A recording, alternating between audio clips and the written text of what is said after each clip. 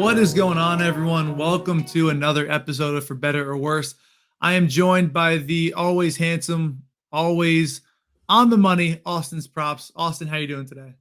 Good, my man. How are you doing? Doing all right. Doing all right. New Year's resolutions going strong. 6 days in, so can't complain. What We'll was see it? when that. Honestly, it was just work out a little more, drink some more water. Hydrate up. I respect it. Yeah, it'll probably go down during football playoffs, but for now, it's doing all right, and that's all you really need to worry about. And then next year I'll try to last a little longer. That's You really made what it it is. 6 days, so Do you have can't. any New Year's resolutions or no?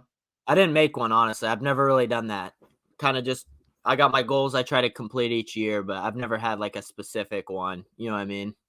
Yeah, no, I get it. I completely get it. Some people just say, they like to think that they're, I get goals done no matter what day it is. If that's Keep you, doing the shit I'm doing.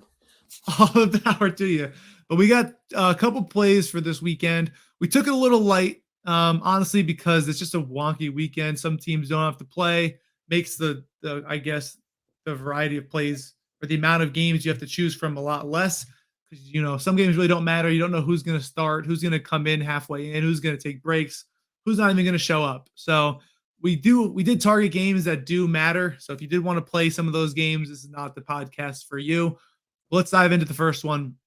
We got two games on Saturday. We have the Chiefs on the road in Las Vegas playing the Raiders, and we also have the Titans on the road in Jacksonville versus the Jaguars. We're going to target the Chiefs at the Raiders, and we're targeting their pass-catching running back, Jerick McKinnon, over 33.5 receiving yards. The reason why we like this play is that, just look at his last four games. 5 catches on 6 targets, 52 yards, 3 catches for 31 yards, 8 for 70, and 7 for 112. This guy's getting an absurd amount of targets. Patrick Mahomes is going for that quarterback most yards in a season record. He needs like 400 or something to get it. Not saying he will, but he'd much rather try to throw to his running back than let that guy take a chunk of yards.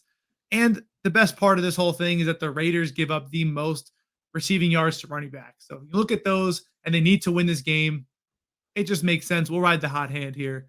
What do you think, Austin? You really got to. And honestly, behind Kelsey, I would say right now McKinnon's probably his second favorite target out of the backfield, which is a little untraditional, but it's worked for them with the target share and the volume. The dude's finding the end zone, it seems like, every single game. So anytime touchdown, you could kind of target if you wanted to.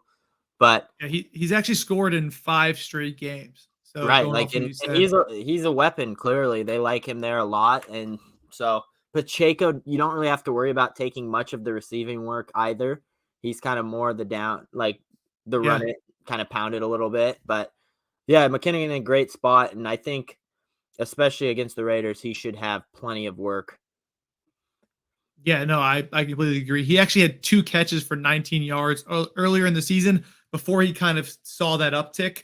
He's been seeing that uptick a couple weeks after that.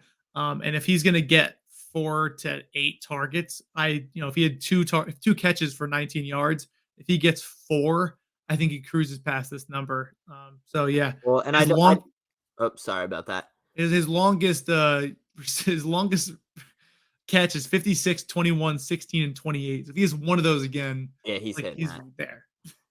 Definitely hitting that. And I don't think we have to worry about like blowout much, especially with the Chiefs. Like, they're obviously likely going to win this game, but their defense has kind of kept games where games stay close. The Broncos were with them the whole time. Like, I don't really see them winning by 30 where McKinnon doesn't get the volume. I feel like he's going to get his 4 quarters at a chance to get 33.5 yards. You know what I mean? Yeah, the last game they played was 30-29. I know that was Derek Carr, different situation, but the last game they played was literally a 1-point game. Yeah.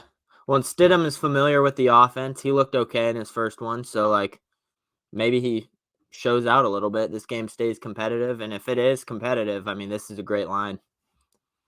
Yeah, actually, for the last 5 weeks, the Chiefs have been in one score games. The only game that wasn't was versus the Seahawks, where they won 24-10.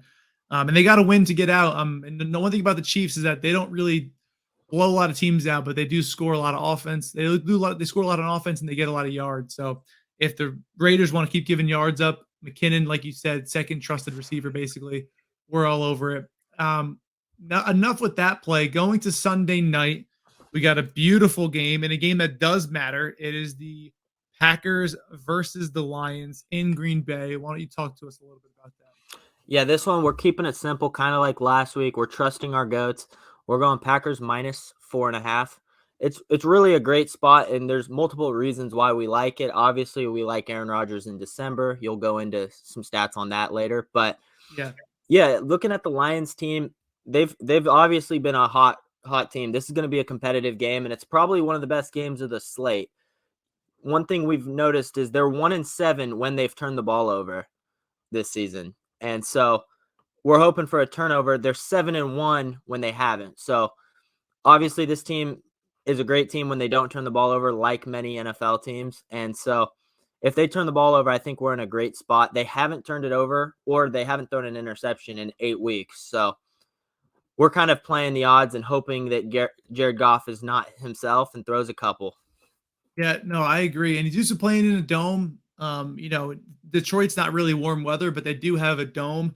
Being in Green Bay in the cold is different, and it's going to be a lot. It's like almost like a big change. You're in the middle of Green Bay in January. I know it's a little warmer outside over in New Jersey. Shouldn't be too crazy, but just in general, Aaron Rodgers has feasted at home. His stats at home in January and December of the regular season, he's 29-4.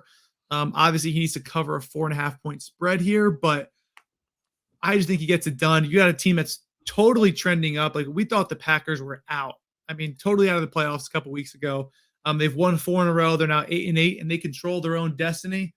If they win, they're in. They don't got to worry about anybody else. The Lions need to win, and the Seahawks need to lose for them to get in.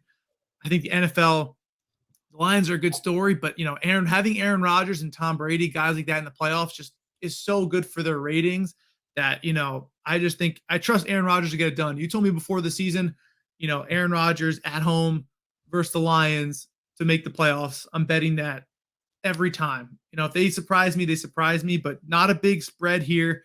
I think they win this game.